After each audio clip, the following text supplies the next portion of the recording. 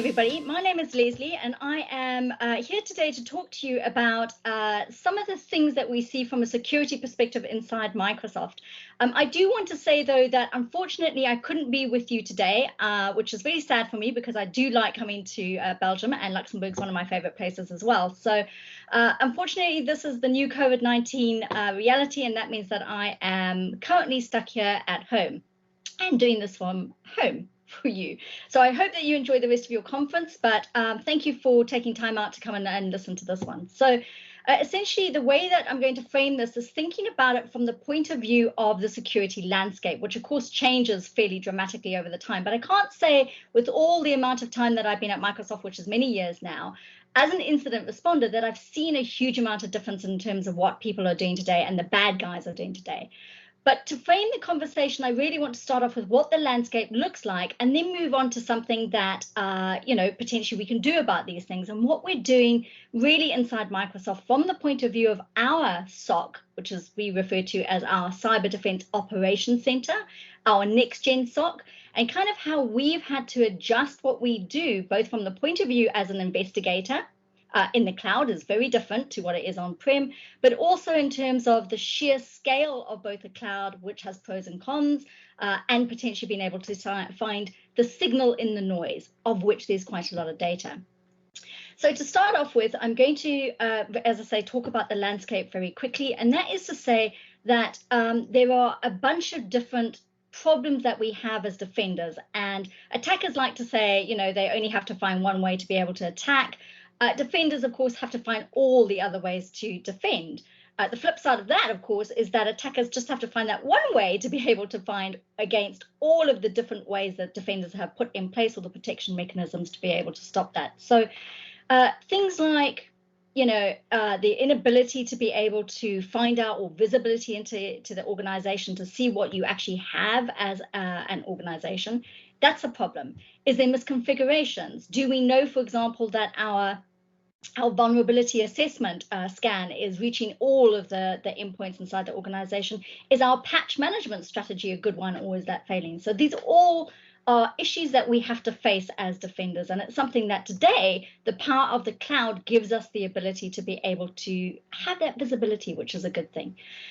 In terms of what the bad guys are up to, as I said already, I don't necessarily see that there's anything different that's happening today. One of the key statistics that I'm showing on this slide is really the fact that defenders, or at least attackers, are known to be inside organization, their dwell times, something north of 200 days, and that depends on which report you read.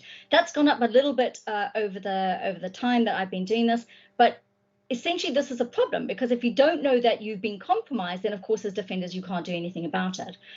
So what we want to be able to do is thinking about that triad of protect, detect, and respond, being able to strengthen the capabilities that we have from a detection and response. So especially because if you look at the 91% of attacks actually start with a phishing email, we also know that end users click on those, that phishing link potentially inside 5 minutes. That gives us a very, very short amount of time to be able to respond to something. So again, that automated response capability is key for us as defenders to be successful at what we're doing.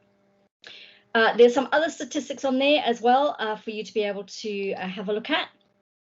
So all of that attacker behavior really translates into issues that we see from a SecOps team perspective. So if you're thinking about a SOC, a Security Operations Center, if you are a smaller or medium-sized business, or if you don't have a SOC team yet, then my recommendation is that you don't rush off and go and get one, because they are costly to build and they are costly to maintain. There are vendors out there who potentially you could be using to do that function for you. Now, if you do have a SOC team already, then there are some issues that we have in terms of thinking about 80% of all of the breaches that we see, and I use breach advisedly as opposed to compromise, essentially has some component of that being identity theft. So this is one of the reasons why at Microsoft, when we talk about our zero trust strategy, a little bit more on that later, we do think about identities as being the new control plane. So this is important because we want to be thinking about putting the controls where the controls are doing the most or having the most benefit, instead of spending a lot of money potentially on trying to put security controls around all this stuff, which is never going to be beneficial or work. One of the other key statistics on that slide is the fact that we have many different tools that we are using. And internally at Microsoft, we had something like 70 different vendors and different tools that we were using, which really resulted in that swivel chair analytics, moving backwards and forwards from console to console, trying to find out that little piece of information that we potentially needed for an investigation to be successful. So any time that you are having to pivot between tools is costly in terms of an investigation, because it adds time to that investigation, which is, again, not a good thing. So one of the key things that we do at Microsoft is think about what capabilities we have from the point of view of the attack kill chain. All right. So if we think about all of the different attacks that we see, and one of the pros of the cloud is the fact that we have signal today across a huge disparate set of different functions and capabilities to be able to take that into something and be able to use that with from a SOC perspective from an investigation perspective. So if you think about the kill chain as being something that we can use from a capabilities matrix mapping, where are those gaps? We then decide as Microsoft where we're going to spend our $1 billion a year and on which products we need to be able to improve or purchase or build or buy or acquire, and put against that kill chain to be able to show that, in fact, we can now detect, as I mentioned already, detect and automated response is key to data successful, where we put those controls and that visibility gap to narrow down what it is that we need to see. So we use an attack story here, and this essentially, as I said, 91% of all these emails come through, or at least all these attacks come through a phishing email. And that is, somebody clicks on that link inside 5 minutes maybe. All right, we see weaponized emails, and fundamentally it will drop a PowerShell loader, like interpreter, or in fact a credential theft type of a weaponized capability there. All right, that means that machine is now compromised. We then think about how they start to move laterally across the organization to be able to show or be able to hunt for other credentials inside the organization. That means that I, as an attacker, be able to get to the crown jewels of what that organization is for. And normally that's data. All right. So, for example, we will use, we'll manage to maybe get hold of Mike's device. From that perspective. And now one of the key concepts here, of course, is the fact that there may be another credential stored on those machines, for example, from the help desk. Now, if that help desk credential in this case in point is Adrian, if he happens to be an administrator, perhaps even a domain administrator, then essentially that's game over right there, because that means that the attacker now has that capability to be able to get to those crown jewels very easily. Now, to be fair, most attackers don't need to have domain administrator access to be able to get to the crown jewels, but they are looking for VIP. If they do get domain administrator, then of course it's really easy.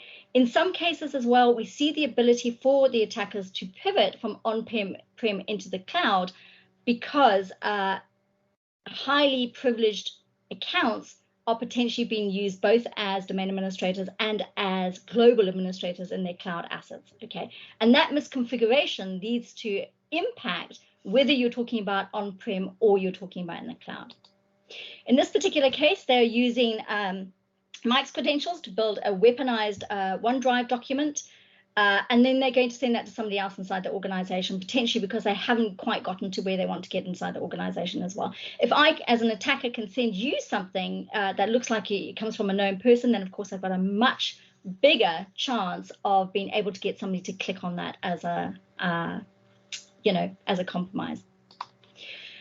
So at Microsoft, again, I've mentioned that we spend about $1 billion a year on products. The interesting thing is, and of the security of products, not just products themselves, apologies, but the interesting thing about that is somebody said to me, well, $1 billion isn't a huge amount of money to spend on that. And in fact, that's correct, because there's an awful lot of monies that actually come into the security world. An example being, it's been a quite exciting couple of weeks because we've had Ignite just over the last couple of weeks. And we've been able to, for example, we've just shared the fact that we have acquired a gaming company, which is $7.5 billion that we spent on that gaming company.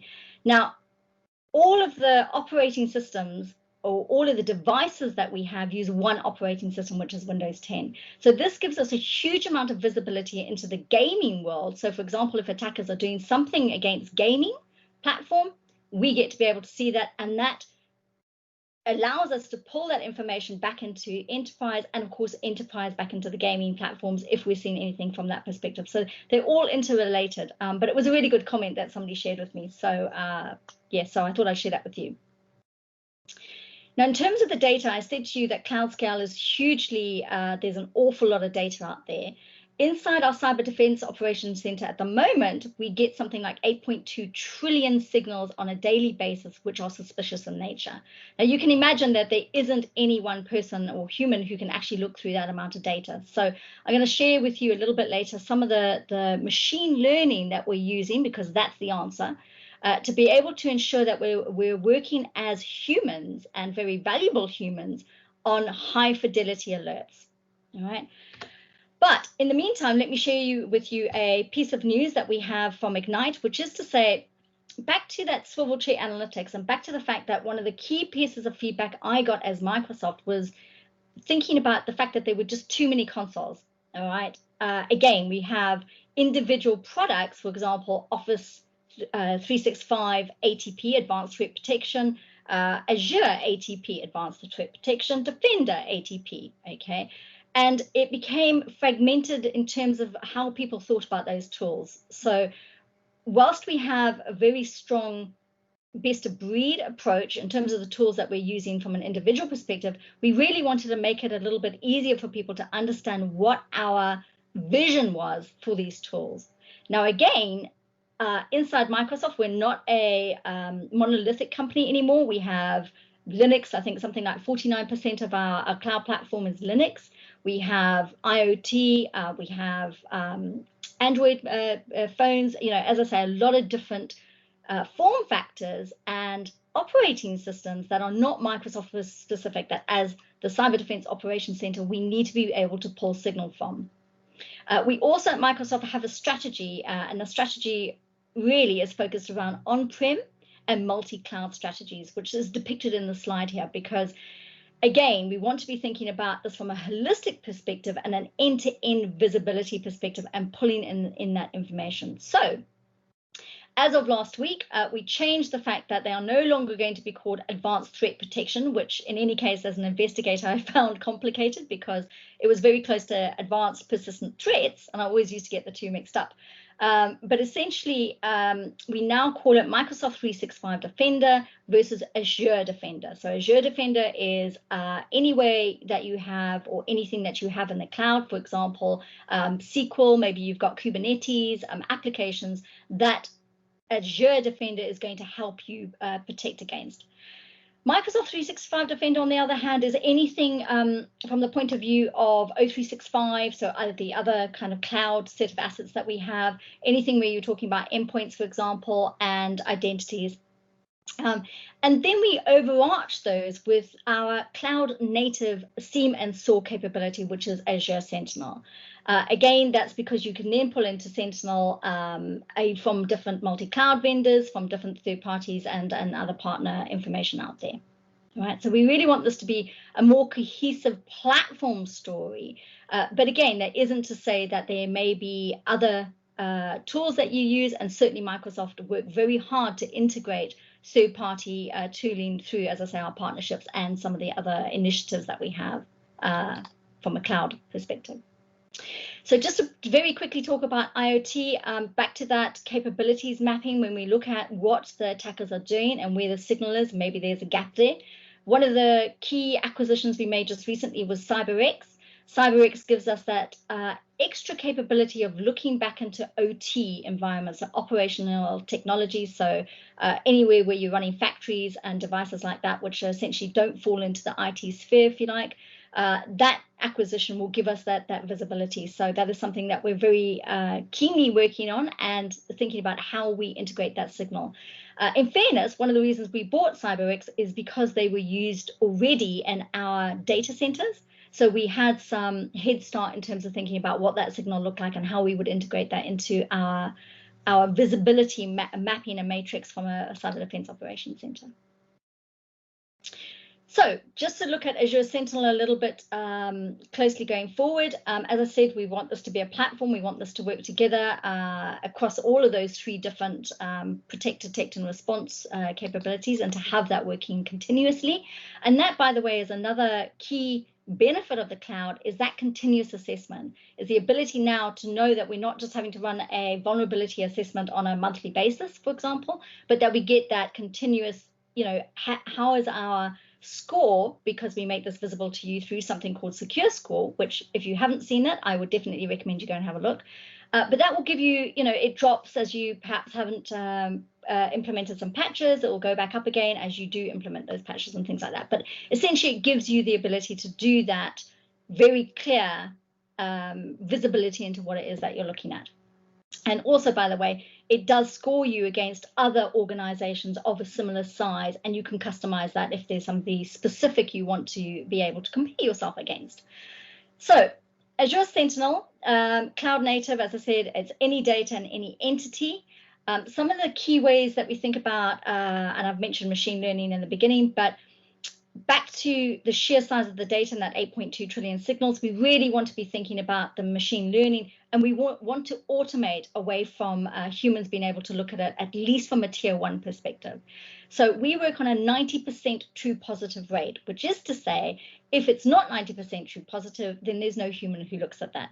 And that's quite scary, by the way, for many organizations who really think that they need that visibility from a human perspective against all of that very diverse signal. Again, something that we had a problem with inside our CDOC was impossible travel. We had something like 280 million alerts on a daily basis that we were having to work through before we implemented machine learning. So you can imagine we had defenders sitting there day in and day out just looking at impossible travel alerts, most of which were false positives. And as I say, potentially that volume of signal was drowning out perhaps much lower fidelity signal that potentially we were missing because we were just looking at impossible travel. So machine learning gave us a huge amount of benefit there. In terms of the Defender Suite, and when we talk about zero trust, that capability from a zero trust perspective, or that zero trust journey, really takes into account those 6 different silos almost. But it really, inside Microsoft, we tend to think of entities as being 4 different types of entities. So myself as an identity, is a user, and has an account.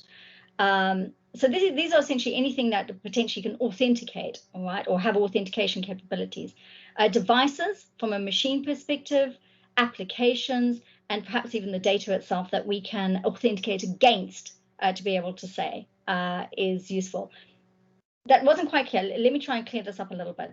In terms of the data that I use, if I, as an entity or as a user account, try to log on and get to data that I don't generally have access to, or at least have never tried to get access to, this maybe is an alert and something that we should be looking into. Now, all of the signal really feeds into our conditional access, which is really the core of our zero trust journey. So as I mentioned, identities are a key focus for us, and that conditional access allows us to be very specific about who we give access to what. So zero trust, that essentially means don't trust anyone, or at least very strongly validate who they are and if they are required to have access to that data. Okay.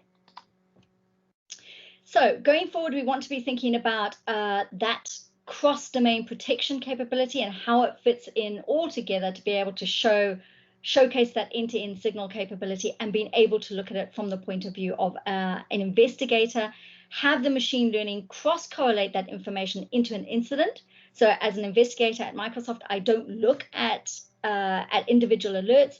I let the machine learning do what it's supposed to do, and then give that capability back into myself in terms of back to the hunting. It allows me to do what we refer to as cold path, warm path, and hot path hunting. So, hot path is closest to the event horizon to be able to say we've actually had an alert, all right, for this. So, moving swiftly on, thinking about some of the SOC efficiencies and some of the statistics that we have around this, and some of the actual problems that we're trying to solve with this kind of cross-platform and integrated signal approach, is thinking about the amount of attacks that we've seen over the past 5 years have gone up to 67%. The fact that we've got those 70 different and very fragmented tool sets, and then of course we have a real shortage of security professionals, and that is only going to get worse. So what we want to be able to do is take that complexity away, try and reduce that alert fatigue down to something that we can use by doing that machine learning and aggregating that information together to be able to come up with an incident. And then think about how we do automated self-healing, which of course is a unicorn that the industry's been trying to get to for many years now. But essentially, I think we're well on the journey for being able to do that. And then potentially using something like Microsoft Threat Experts to be able to fill that gap if you don't have a SOC yourself, or indeed even if you do, to be able to help you augment what your current capability is. So just very quickly thinking about that machine learning, I've mentioned a number of times now. Inside Sentinel, we have something that we call fusion, all right? And this takes all of that very disparate set of signal and fuses it together to be able to come up with an incident.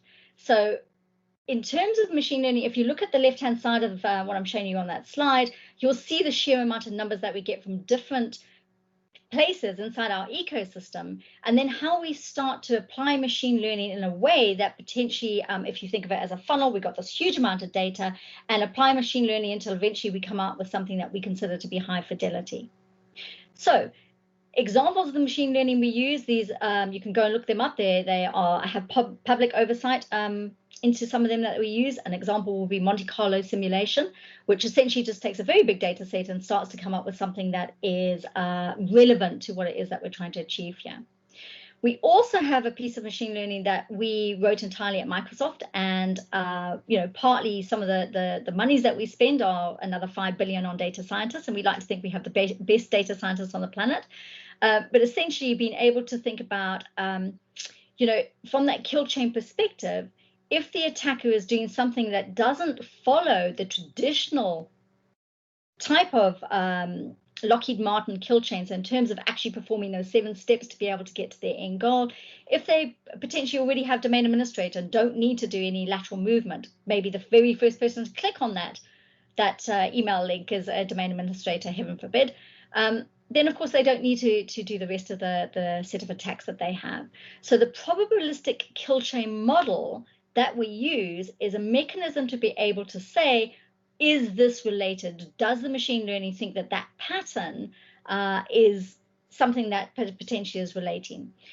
Machine learning takes all of those alerts, combines them together, thinking about all of these different mechanisms for different machine learning capabilities, and comes out with incidents on the other side. This, as I said already, this gives us as investigators the ability to really focus on that incident. I mentioned hot path, so closest to event horizon, but a cold path set of hunting, if it drops out of Sentinel, we keep it for 90 days. For example, it goes into an Azure storage blob. We can then pull information from the storage blob back out again if we see the attackers doing something that's new that potentially the machine learning didn't do in the past, right?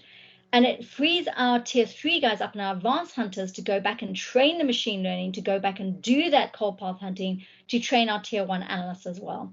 So the net result of that is we get a lot more retention than we would have had we made our tier 3 investigators, spend time looking at the 280 million alerts that I spoke about from an impossible travel perspective. So why Microsoft? And as I say, we dog food this stuff internally ourselves before we ever release it to the market. But essentially, we have three very strong advantages that I believe, which is essentially our industry-leading machine learning and our automation. The fact that it's native is a key component of this, which essentially means, especially with COVID-19, we started to see that people understood that the controls move away from the network and now have to start thinking about running agents maybe on the devices themselves.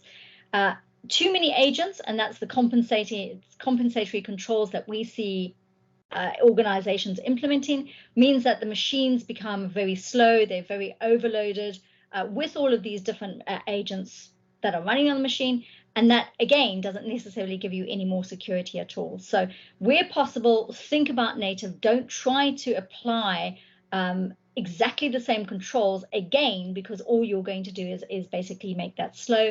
And again, we like to talk about the fact that slow today is the new broken since COVID-19. But also that integrated platform approach. So I encourage you to go and have a look at Secure Score if you haven't seen that. And to think about some of the capabilities that that we can use as a defender, a set of defenders against what the attackers are doing out there. Thank you for listening. Thank you for taking time out to come and watch me do the speech. I'm really sorry I can't be with you, but I hope you enjoy the rest of your time at the conference and stay safe and stay well. Thank you for listening.